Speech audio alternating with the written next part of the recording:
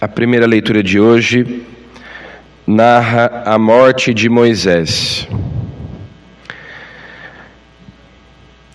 Moisés viu de longe a terra prometida, mas não pôde entrar nela. O Senhor lhe disse: Eis aí a terra pela qual jurei a Abraão, Isaque e Jacó, dizendo: Eu a darei à tua descendência. Tu a viste com teus olhos, mas nela não entrarás. Há uma tradição que diz que Moisés não pôde entrar na terra prometida porque, quando o Senhor mandou que ele batesse com a vara na rocha, para que dela jorrasse água e saciasse a sede do povo que se revoltava contra Deus pela escassez de alimento, de comida, de bebida no deserto, Moisés bateu mais de uma vez. Portanto, teria desobedecido a ordem do Senhor, teria duvidado, e por esse motivo Deus não permitiu que ele entrasse na terra prometida. Seja como for, nós escutamos a leitura de ontem que dizia que Moisés era extremamente humilde, cumpriu a sua missão, passou o bastão para Josué, que assumiu a missão de introduzir o povo na terra prometida. E essa leitura então nos mostra que muitas coisas que nós desejamos, muitas coisas que nós pedimos a Deus em oração, muitas coisas pelas quais nós nos sacrificamos e nos esforçamos, nós não veremos realizadas aqui, neste mundo, nesta vida. De fato, o povo foi introduzido na terra prometida, houve grandes batalhas e tomar posse da terra prometida foi custoso, foi difícil, mas o povo se estabeleceu naquela terra que Deus havia prometido. Mas Moisés não viu, ele contribuiu, como o próprio Jesus ensina que um é o que semeia, outro é o que colhe. Então muitas vezes nós não veremos concretizado aquilo que nós trabalhamos, aquilo que nós rezamos para que aconteça. Talvez não aconteça durante o tempo da nossa vida neste mundo. Ainda assim, cabe a nós cumprir a nossa parte, fazer o que nos cabe no nosso tempo. Talvez outros vejam os frutos daquilo que nós semeamos. E também a leitura termina dizendo, é uma constatação, que em Israel nunca mais surgiu um profeta como Moisés, a quem o Senhor conhecesse face a face, nem quanto aos sinais e prodígios. Um pouco antes, Deus promete a Moisés: depois de ti, farei surgir um profeta como tu. Deus promete que depois de Moisés virá outro semelhante a ele. Mas o livro do Deuteronômio termina fazendo essa constatação: não veio ninguém igual a Moisés. E a igreja sempre entendeu que essa profecia se referia a Jesus.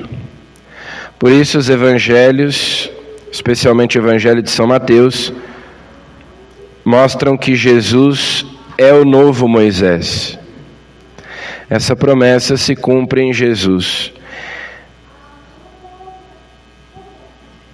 Com Moisés, Deus falava intimamente.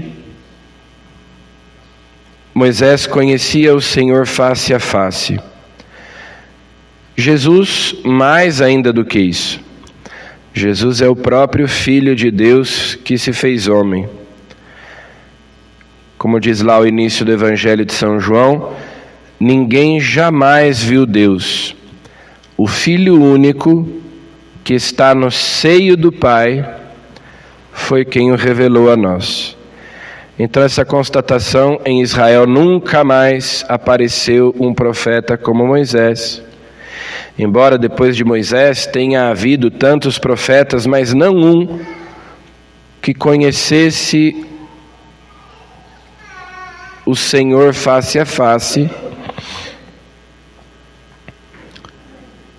é porque na verdade essa profecia apontava para Jesus. Jesus é o novo Moisés. Ele contemplou a face de Deus no céu. E ele veio nos revelar Deus e nos conduzir através de um novo êxodo, veio estabelecer uma nova aliança. Jesus é maior do que Moisés. Não é apenas igual a ele, mas é superior a ele. No Evangelho, nós estamos escutando o chamado sermão eclesiástico de Jesus. No Evangelho de São Mateus, é um daqueles 5 sermões, o sermão a respeito da igreja. E Jesus aqui dá algumas instruções bastante práticas para os apóstolos, a respeito de como eles devem proceder, inclusive dando a eles o poder das chaves. Tudo que ligares na terra será ligado no céu, tudo que tu desligares na terra será desligado no céu.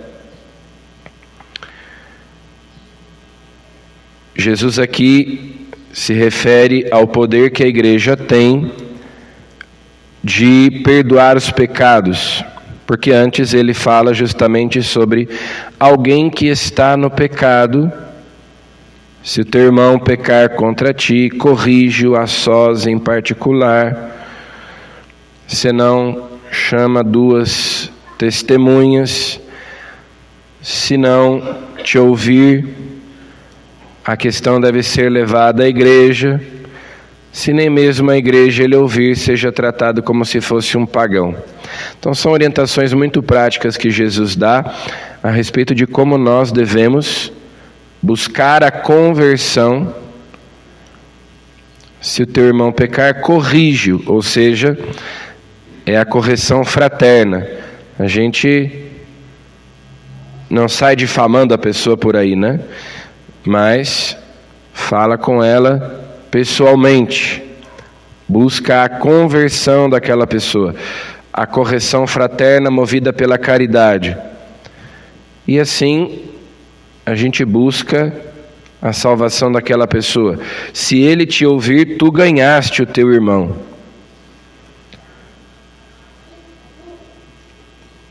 Depois, se ele não te ouve, 2 pessoas, a igreja, e finalmente seja tratado como um pagão, ou seja, seja tratado como alguém que precisa ser evangelizado, e às vezes até a pessoa precisa ser afastada da comunidade para que o seu mau exemplo não seja motivo de escândalo para os outros, ou seja, não seja pedra de tropeço, não seja motivo de queda, má influência, contra-testemunho. É por isso que às vezes a igreja aplica, em certos casos, que são raros, mas acontece, a pena de excomunhão. É cumprindo aquilo que Jesus diz aqui nesse Evangelho. Olha, se foi tentado de tudo, mas a pessoa continua insistindo no erro, o seu pecado é público, notório, está escandalizando os pequeninos, sendo um mau exemplo, seja tratada como um pagão, seja afastado da comunidade. Essa pessoa precisa ser evangelizada de novo, precisa ser tratada como se fosse um pagão ou um pecador público. Mas Jesus aí então fala do poder de ligar e desligar, o poder das chaves, de dar o perdão ou de retê-lo. Tudo isso como uma maneira pedagógica de as pessoas encontrarem o bom caminho, mudarem de vida. De a igreja ajudar as pessoas a trilharem o caminho da conversão. Então peçamos a Jesus, Ele que nos revela a face de Deus, Ele que é o rosto divino do homem e o rosto humano de Deus. Peçamos a Ele que a misericórdia de Deus se manifeste para nós por meio da igreja, nós sejamos caridosos e a caridade seja exercida também quando nós temos que corrigir, também quando nós temos que chamar a atenção de alguém. Isso é caridade.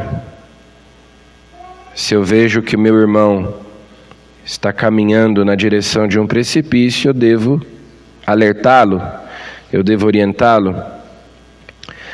E também que nós sejamos capazes de aceitar a correção quando somos nós que estamos agindo mal. Nós sejamos capazes de, com humildade, aceitar a correção que vem do Senhor por meio da igreja para voltarmos ao bom caminho. Amém.